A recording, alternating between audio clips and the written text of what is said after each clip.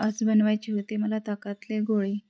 त्यासाठी मी दाणे, त्याच्यामध्ये सांबार, 2-3 लसणाच्या कळ्या, जिरं आणि असं टाकून सनी मिक्सरमधून काढून घेतलं. हिरवी मिरची वगैरे टाकली होती. मधून काढल्याच्या नंतर त्याच्यामध्ये थोडं बेसन टाकून घेतलं 2 चमच आणि हळद आणि मीठ असं टाकून घेतलं.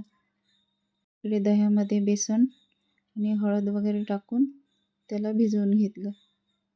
नंतर गरम तेलामध्ये लाल मिरच्याचा तडका, गोड सांबार, मोहरी, जिरं असं टाकून तेलाला तडका मारला आणि त्याच्यामध्ये जे दाण्याचं पाणी होतं,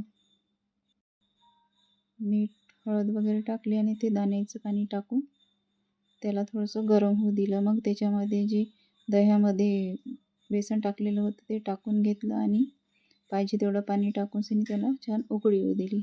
उकळी आल्याच्या नंतर उकळलेल्या कढईमध्ये मी ते गोळे सोडून घेतले.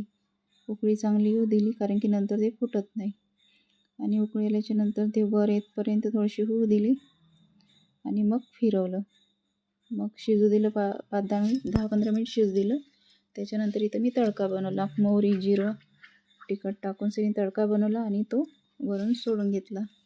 नंतर मग त्याच्यामध्ये सांबार वगैरे टाकून असे माझे हे गोळे तयार झाले. तर आवडले असेल तर लाईक करा दही गोळीला.